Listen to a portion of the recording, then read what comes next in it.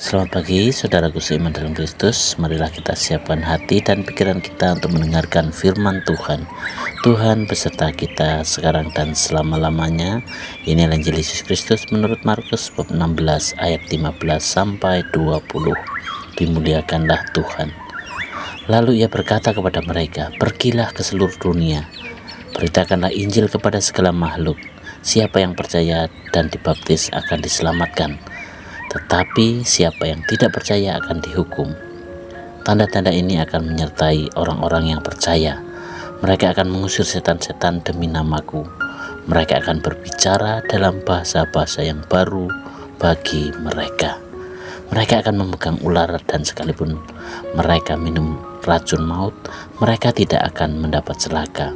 Mereka akan meletakkan tangannya atas orang sakit, dan orang itu akan sembuh."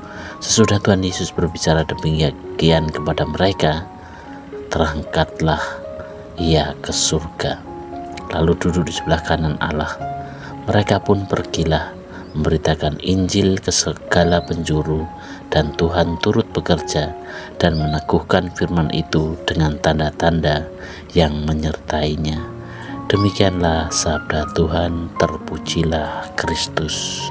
Selamat pagi para saudaraku seiman dalam Kristus. Melalui Injil Markus 16 pada hari ini, pesan yang ingin disampaikan adalah: pergilah ke seluruh dunia, beritakanlah Injil kepada segala makhluk. Berbicara tentang perintah Yesus kepada para murid untuk memberitakan kabar sukacita, kabar gembira kepada seluruh dunia, ayat ini mengingatkan kita akan panggilan hidup sebagai seorang Kristiani, menjadi saksi iman dan pembawa terang bagi dunia. Saudaraku seiman dalam Kristus, coba bayangkan seorang petani yang menabur benih di ladangnya. Setiap benih yang ditanam memiliki potensi untuk tumbuh menjadi tanaman yang subur dan memberikan buah. Namun benih itu tidak akan tumbuh tanpa tanah yang baik, adanya air, dan juga perawatan. Begitu juga dengan Injil yang kita wartakan. Yesus memberikan tugas kepada kita untuk menabur benih firman Tuhan dalam hidup orang lain. Tetapi tugas ini bukan hanya untuk imam, biarawan, atau biarawati. Setiap kita dipanggil untuk menjadi pewarta Injil. Dengan bagaimana caranya itu?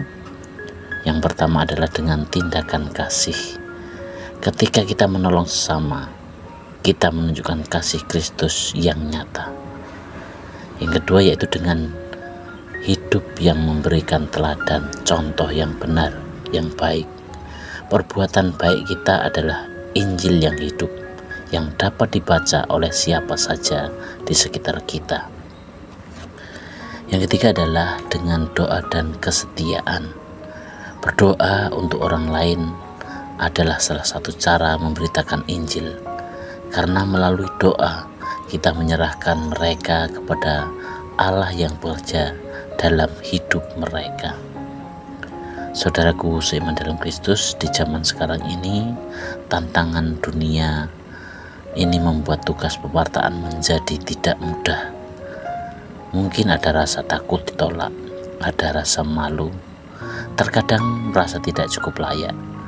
Namun, Yesus memberikan janji yang menguatkan kita. Tuhan turut bekerja dan meneguhkan firman itu dengan tanda-tanda yang menyertainya. Markus 16:20. Kita tidak berjalan sendiri. Tuhan akan menyertai setiap langkah kita. Lalu bagaimana penerapannya dalam kehidupan sehari-hari? Saudaraku seiman dalam Kristus, untuk yang pertama adalah mulailah dengan hal kecil, memberikan senyuman kepada orang yang Anda temui. Tunjukkan kepedulian kepada teman yang sedang kesusahan, atau ucapan kata-kata yang membangun. Yang kedua adalah jadilah pribadi yang penuh pengharapan. Di tengah dunia yang penuh tantangan, hadirkan semangat dan harapan Kristus dalam setiap perjumpaan kita. Ketiga adalah bagikan kisah iman kita kepada orang lain. ceritakan bagaimana Tuhan bekerja dalam hidup kita. Demikianlah permohonan kita hari ini, dan marilah kita akhiri dengan doa. Dalam nama Bapa dan Putra dan Roh Kudus. Bapa yang penuh kasih, Engkau memanggil kami untuk menjadi pewarta Injil-Mu. Berikan kami keberanian untuk hidup sesuai dengan firman-Mu dan menjadi saksi kasih-Mu dimanapun kami berada. Sertailah langkah kami dengan kuasa dan tanda-tanda penyertaan-Mu, agar dunia melihat bahwa Engkau hidup dalam diri kami. Amin. Dalam nama Bapa dan Putra dan Roh Kudus. Amin.